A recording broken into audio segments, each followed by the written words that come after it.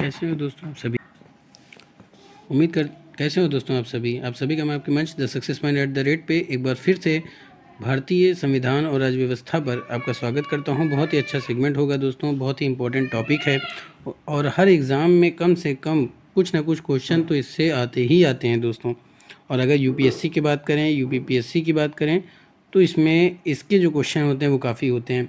तो दोस्तों आपसे गुजारिश है कि वीडियो को ज़्यादा से ज़्यादा शेयर कर दीजिए, लाइक कर दीजिए, कमेंट कीजिए वीडियो आपको कैसी लगती है ज़रूर बताएं, सब्सक्राइब कीजिए, बेल आइकन ऑन कीजिए ताकि नोटिफिकेशन मिलती रहे। तो दोस्तों शुरू करते हैं आज के भारतीय संविधान एवं राज्य व्यवस्था के महत्वपूर्ण प्रश्नों की श्रृंखला। तो आज का पहला प्रश्न क्या है प्यारे दोस्तों कि निम्न में से कौन सा कथन राज्य विधानमंडल के बारे में सही नहीं है। प्रश्न क्या है कि निम्न में से कौन सा कथन है जो राज्य विधानमंडल के बारे में सही नहीं है। पहला है संविधान के 6वें भाग में राज्य विधानमंडल के गठन की बात कही गई है। अनुच्छेद 168 से 212 तक राज्य विधानमंडल के गठन कार्यकाल की बात कही गई है। सी कह रहा है कि वर्तमान में केवल 7 राज्यों में विधान परिषद है। डी कह रहा है विधान परिषद के सदस्य अप्रत्यक्ष रूप से निर्वाचित होते हैं। प्रश्न एक बार फिर से, निम्न में से कौन सा कथन है जो राज्य विधानमंडल के बारे में सही नहीं है। आपको चारों कथन में से बताना है कि कौन सा कथन है जो कि राज्य विधानमंडल के बारे में सही नहीं है। तो फटाफट से उत्तर दीजिए दोस्तों। अगर आप ऑनलाइन प्रश्नों को देखना चाहते हैं और एमसीक्यू क्वेश्चन को देखना चाहते हैं तो आप मेरे प्लेलिस्ट में जाकर के देख सकते हैं। हर तरह के प्रश्न अवेलेबल हैं प्यारे दोस्तों, इससे आप अपने लक्ष्य को जल्द से जल्द हासिल कर सकते हैं। मेरी ईश्वर से प्रार्थना है कि आप सबका सिलेक्शन हो। तो दोस्तों फटाफट से सब्सक्राइब कीजिए, वीडियो को शेयर करते रहिए। तो प्यारे दोस्तों निम्न में से कौन सा कथन है जो राज्य विधानमंडल के बारे में सही नहीं है। तो देखिए संविधान के 6वें भाग में राज्य विधानमंडल के गठन की बात कही गई है। प्यारे दोस्तों ये कथन बिल्कुल सही है। अनुच्छेद 168 से 212 तक राज्य विधानमंडल के गठन कार्यकाल की बात कही गई है, तो ये भी सही है। वर्तमान में केवल 7 राज्यों में विधान परिषद है दोस्तों, ये आपका क्वेश्चन गलत हो जाएगा। विधान परिषद के सदस्य प्रत्यक्ष रूप से निर्वाचित होते हैं। बात समझिए, विधान परिषद के सदस्य प्रत्यक्ष रूप से निर्वाचित होते हैं, ये कथन भी आपका सही है। तो कौन सा कथन गलत हो जाएगा? सी, वर्तमान में केवल 7 राज्यों में विधान परिषद है, यही कथन आपसे पूछा कौन सही नहीं है। तो भाई दोस्तों यही सही नहीं है, तो ऑप्शन आपका सी राइट हो जाएगा। तो C is the right answer for this question. अगले प्रश्न की तरफ चलते हैं। ये रहा प्यारे दोस्तों अगला प्रश्न, निम्न में से कौन से राज्य में विधान परिषद नहीं है? पश्चिम बंगाल, तेलंगाना, कर्नाटक, तमिलनाडु। जल्दी से उत्तर दीजिए दोस्तों, निम्न में से कौन से राज्य में विधान परिषद नहीं है?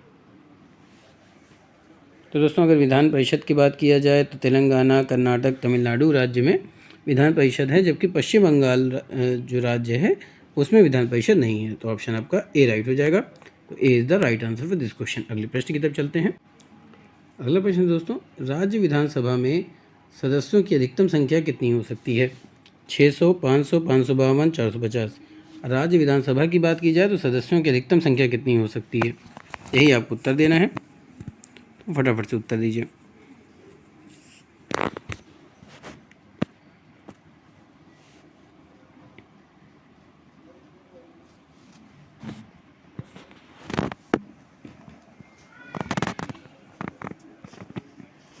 दोस्तों अगर बात की जाए राज्य विधानसभा में सदस्यों की अधिकतम संख्या की, तो राज्य विधानसभा में अधिकतम संख्या हो सकती है 500। तो ऑप्शन आपका बी राइट हो जाएगा। तो B is the right answer for this question. अगले प्रश्न की तरफ चलते हैं। प्रश्न पे है दोस्तों, राज्य विधान परिषद में सदस्यों की न्यूनतम संख्या कितनी हो सकती है? 40, 50, 60, 30। बहुत ही आसान प्रश्न पे है दोस्तों, राज्य विधान परिषद में सदस्यों की न्यूनतम संख्या कितनी हो सकती है?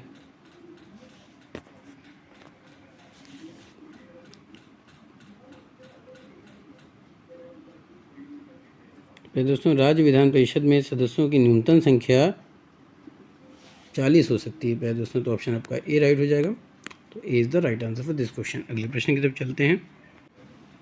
अगला प्रश्न है, राज्य विधानसभा में राज्यपाल आंग्ल भारतीय समुदाय के कितने लोगों को नामित कर सकता है? प्रश्न क्या है कि राज्य विधानसभा में राज्यपाल आंग्ल भारतीय समुदाय के कितने लोगों को नामित कर सकता है? 6, 12, 2, 1। कहाँ की बात की जा रही है दोस्तों? विधानसभा की बात की जा रही है।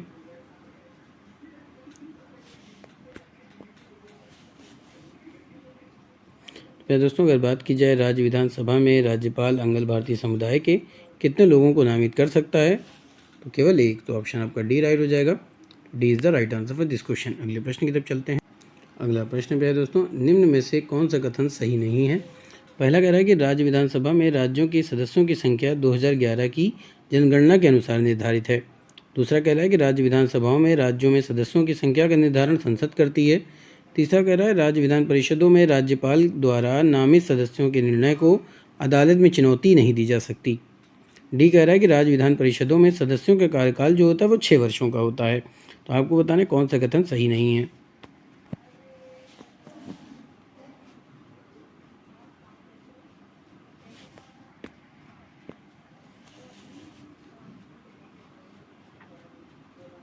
दोस्तों अगर बात की जाए कौन सा कथन सही नहीं है, आइए देखते हैं। राज्य विधानसभाओं में राज्यों में सदस्यों की संख्या 2011 की जनगणना के अनुसार निर्धारित है। ये कथन पे है दोस्तों गलत है। राज्य विधानसभाओं में राज्यों में सदस्यों की संख्या का निर्धारण संसद करती है, बिल्कुल सही है। राज्य विधान परिषद में राज्यपाल द्वारा नामित सदस्यों के निर्णय को अदालत में चुनौती नहीं दी जा सकती, ये कथन भी सही है। राज्य विधान परिषदों में सदस्यों का कार्यकाल 6 वर्ष का होता है, ये भी सही है। निम्न में से कौन सा कथन सही नहीं है, तो आपको ऑप्शन ए हो जाएगा। राज्य विधानसभाओं में राज्यों में सदस्यों की संख्या 2011 की जनगणना के अनुसार निर्धारित है। तो ऑप्शन आपका ए राइट हो जाएगा। तो A is the right answer for this question. अगले प्रश्न की तरफ चलते हैं। अगला प्रश्न है दोस्तों, राज्य विधानसभा में सदस्यों की न्यूनतम संख्या कितनी हो सकती है। पहले दोस्तों ये दोबारा रिपीटेड है, 40, 50, 60, 30। ये ऑप्शन हो जाएगा पहले दोस्तों, न्यूनतम संख्या कितनी हो सकती है। तो न्यूनतम संख्या 60 हो सकती है। कितनी हो सकती है, 60 हो सकती है। तो ऑप्शन आपका सी राइट हो जाएगा। तो C is the right answer for this question. आगे चलते हैं। अगला प्रश्न पे है दोस्तों, राष्ट्रीय आपातकाल के समय संसद द्वारा राज्य विधानसभा का कार्यकाल एक बार में कितने वर्ष के लिए बढ़ाया जा सकता है। यानी जब कोई राष्ट्रीय आपातकाल होता है तो उस समय संसद के द्वारा राज्य विधानसभा का जो कार्यकाल है वो एक बार में कितने वर्ष के लिए बढ़ाया जा सकता है। 6 महीने, 12 महीने, 3 महीने, कोई भी तय नहीं है, यह राज्यपाल पर निर्भर करता है। कौन सा इसका उत्तर होगा, उत्तर दीजिए दोस्तों।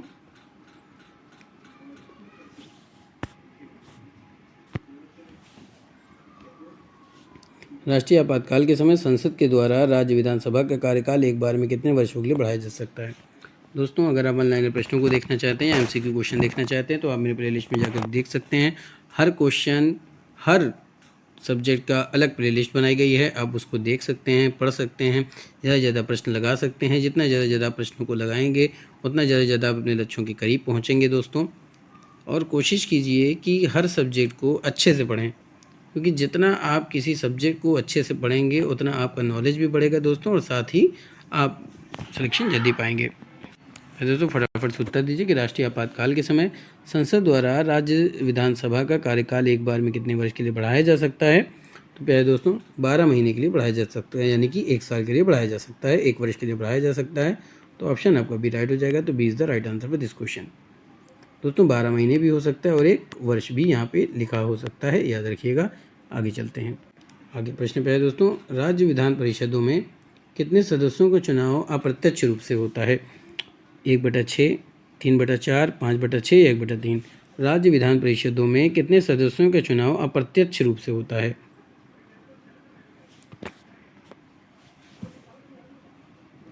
तो दोस्तों राज्य विधान परिषदों में जितने सदस्यों का चुनाव अप्रत्यक्ष रूप से होता है वो होता है 5/6। तो ऑप्शन आपका सी राइट हो जाएगा। तो C is the right answer for this question. आगे चलते हैं। आगे प्रश्न पे है दोस्तों, राज्य विधान परिषदों में सदस्यों की संख्या किस पर निर्भर करती है। जो राज्य विधान परिषद है उसमें जो सदस्य हैं उनकी संख्या किस पर निर्भर करती है। राज्य की जनसंख्या पर, संसद के विचार पर, विधानसभा की सदस्य संख्या के आधार पर, या राज्य के क्षेत्रफल के आधार पर। फटाफट से प्यारे दोस्तों उत्तर दीजिए। बहुत ही अच्छा प्रश्न है कि राज्य विधान परिषदों में सदस्यों की संख्या किस पर निर्भर करती है।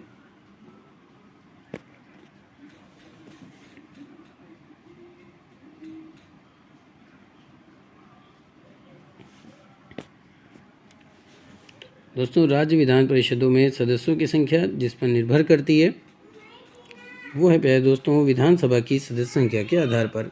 तो ऑप्शन आपका सी राइट हो जाएगा। तो C is the right answer for this question. बात समझे दोस्तों। राज्य विधान परिषदों में सदस्यों की संख्या जो निर्भर करती है वो किस पर निर्भर करती है? निर्भर करती है विधानसभा की सदस्य संख्या के आधार पर। आगे चलते हैं। मेरा दोस्तों अगला प्रश्न, निम्न में से कौन सा कथन सही नहीं है? पहला क्या कह रहा है कि विधानसभा सदस्य बनने वाला व्यक्ति संबंधित राज्य के निर्वाचन क्षेत्र में मतदाता भी होना चाहिए। दूसरा कह रहा है विधान परिषद में निर्वाचित होने वाले व्यक्ति के लिए जरूरी नहीं है कि वह विधानसभा के चुने जाने की योग्यता भी रखता हो। सी कह रहा है लाभ के पद पर ना हो। और डी है जनप्रतिनिधित्व अधिनियम 1951 के तहत सभी योग्यताएं रखता हो। तो प्रश्न क्या कह रहा है कि निम्नलिखित में से कौन सा कथन सही नहीं है? तो फटाफट से इसका उत्तर दीजिए दोस्तों। अगर बात की जाए पहले कथन की कि विधानसभा सदस्य बनने वाला व्यक्ति संबंधित राज्य के निर्वाचित क्षेत्र में मतदाता भी होना चाहिए, ये बिल्कुल सही है। विधान परिषद में निर्वाचित होने वाले व्यक्ति के लिए जरूरी नहीं है कि वह विधानसभा के चुने जाने की योग्यता भी रखता हो। समझ में रही? ये कथन आपका गलत हो जाएगा। लाभ के पद पर ना हो, ये कथन बिल्कुल सही है। जनप्रतिनिधित्व अधिनियम 1951 के तहत सभी योग्यताएं रखता हो, तो ये कथन सही है। तो प्रश्न के अकॉर्डिंग कि कौन सा कथन सही नहीं है, तो ऑप्शन आपका बी राइट हो जाएगा। तो B is the right answer for this question. अगले प्रश्न की तरफ चलते हैं।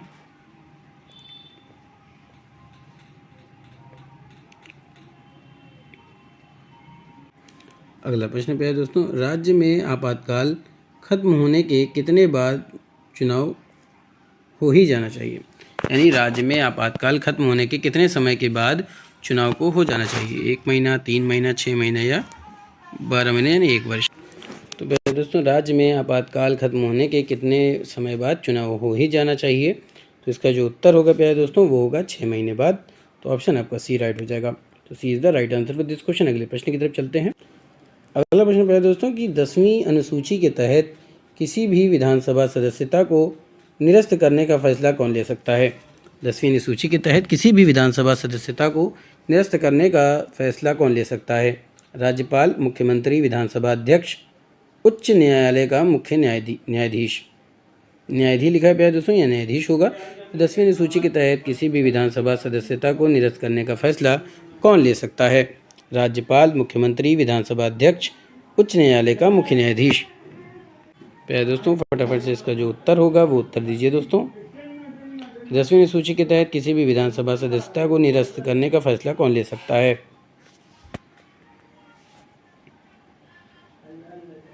तो प्यारे दोस्तों 10वीं अनुसूची के तहत किसी भी विधानसभा सदस्यता को निरस्त करने का फैसला कौन ले सकता है?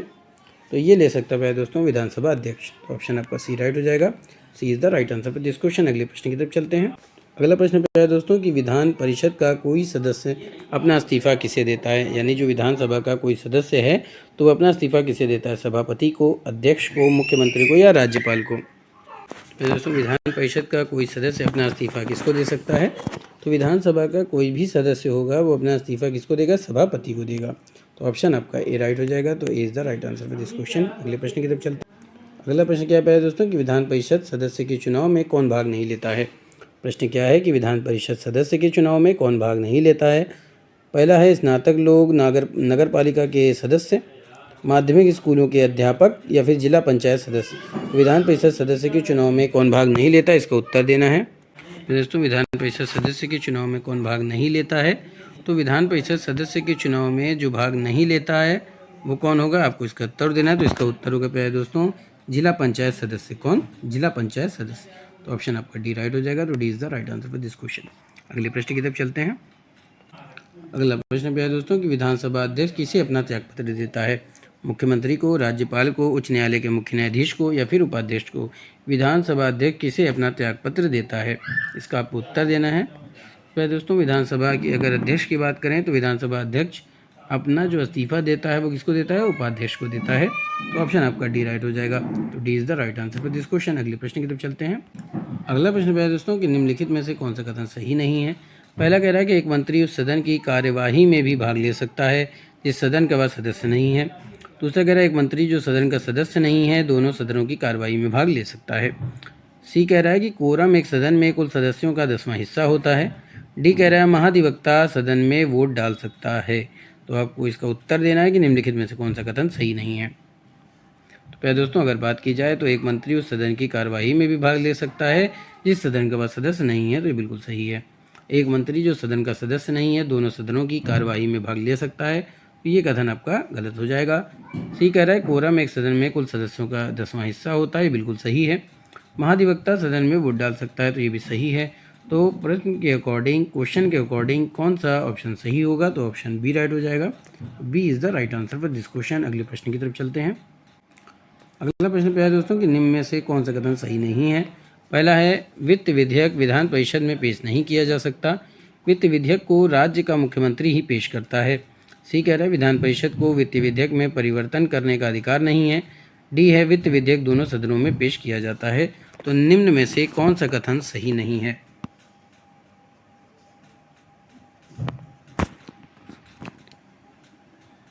प्यारे दोस्तों, अगर बात की जाए वित्त विधेयक विधान परिषद में पेश नहीं किया जा सकता, तो ये जो ऑप्शन होगा प्यारे दोस्तों, ये आपका क्या हो जाएगा, सही है। वित्त विधेयक को राज्य का मुख्यमंत्री ही पेश करता है, ये आपका कथन कौन सा हो जाएगा प्यारे दोस्तों, गलत हो जाएगा। विधान परिषद को वित्त विधेयक में परिवर्तन करने का अधिकार नहीं है, तो ये बिल्कुल सही है। वित्त विधेयक दोनों सदनों में पेश किया जाता है, ये भी आपका क्या है, सही है। तो निम्न में से कौन सा कथन जो है सही नहीं है, वो होगा वित्त विधेयक को राज्य का मुख्यमंत्री ही पेश करता है। तो ऑप्शन आपका बी राइट हो जाएगा। तो B is the right answer for this question. अगले प्रश्न की तरफ चलते हैं। अगला प्रश्न क्या कह रहे हैं दोस्तों, सभापति का वेतन और भत्ता कौन तय करता है। विधानमंडल, राज्यपाल, मुख्यमंत्री या निम्न में से कोई नहीं। तो सभापति का वेतन और भत्ता कौन तय करता है।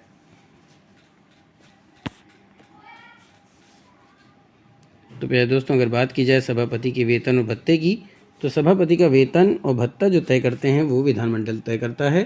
तो ऑप्शन आपका ए राइट हो जाएगा। तो A is the right answer for this question.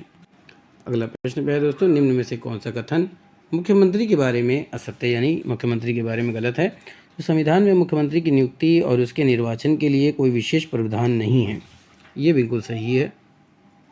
अनुच्छेद 154 में कहा गया है कि मुख्यमंत्री की नियुक्ति राज्यपाल करेगा। तो अगर इस कथन की बात की जाए प्यारे दोस्तों, तो ये कथन आपका गलत हो जाएगा। अगला है राज्यपाल किसी भी व्यक्ति को मुख्यमंत्री नियुक्त करने के लिए स्वतंत्र है, बिल्कुल सही है। संविधान में ऐसी कोई व्यवस्था नहीं है कि मुख्यमंत्री अपनी नियुक्ति से पूर्व बहुमत सिद्ध करे, ये भी आपका बिल्कुल सही है। कौन सा कथन आपका गलत होगा प्यारे दोस्तों, तो अनुच्छेद 154 में कहा गया है कि मुख्यमंत्री की नियुक्ति राज्यपाल करेगा, तो ये गलत है। तो ऑप्शन आपका बी राइट हो जाएगा। तो B is the right answer for this question. अगले प्रश्न की तरफ चलते हैं। अगला प्रश्न है दोस्तों कि मुख्यमंत्री बनने के लिए कितनी उम्र होनी चाहिए। 25 वर्ष, 30 वर्ष, 35 वर्ष या फिर 18 वर्ष। मुख्यमंत्री बनने के लिए कितनी उम्र का होना जरूरी है। तो प्यारे दोस्तों, मुख्यमंत्री बनने के लिए जितनी उम्र सीमा निर्धारित की गई है वो है प्यारे दोस्तों 25 वर्ष। तो ऑप्शन आपका ए राइट हो जाएगा। तो A is the right answer for this question. अगले प्रश्न की तरफ चलते हैं। अगला प्रश्न है दोस्तों कि निम्न में से कौन सा पद मुख्यमंत्री संभालता है।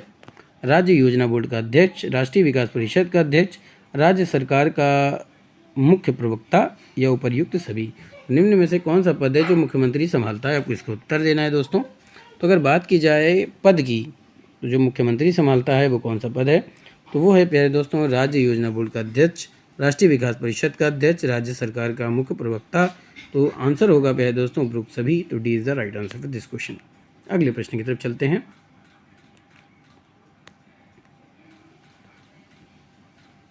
अगला प्रश्न क्या कह रहा है दोस्तों कि निम्न में से कौन सा सुमेलित नहीं है। पहला कह रहा है कि अनुच्छेद 167 मुख्यमंत्री का कर्तव्य है।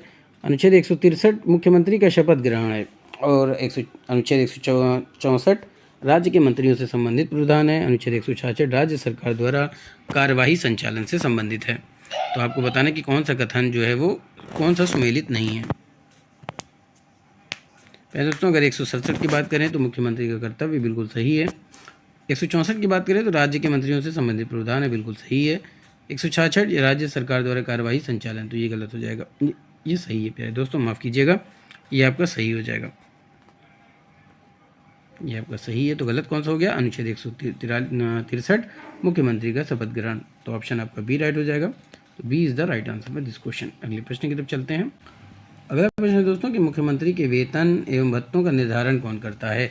राज्यपाल, राज्य विधानमंडल, राष्ट्रपति, संसद। तो भैया दोस्तों, मुख्यमंत्री के वेतन और भत्तों का निर्धारण करता है राज्य विधानमंडल। तो ऑप्शन आपका बी राइट हो गया। तो B is the right answer for this question. अगले प्रश्न की तरफ। अगला प्रश्न है दोस्तों, निम्न में से कौन सा कथन गलत है। मुख्यमंत्री का कार्यकाल निश्चित नहीं है। यदि मुख्यमंत्री अपने पद से इस्तीफ़ा दे देता है तो पूरी मंत्री परिषद को इस्तीफ़ा देना पड़ता है। राज्यपाल अंतर्राज्यीय परिषद का सदस्य होता है। डी कह रहा है कि मंत्रिपरिषद की सामूहिक जिम्मेदारी राज्य विधानसभा के प्रति होती है।